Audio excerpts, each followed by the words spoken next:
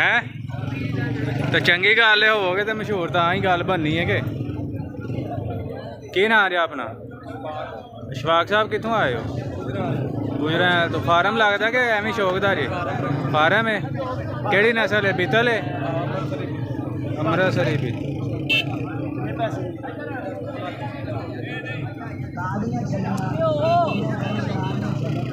2,20,000 मूँह तो की है? चौगा है मतलब 4 साल का?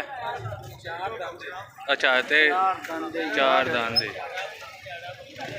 ठीक है। तो लेंथ कितनी होनी है भला इसकी?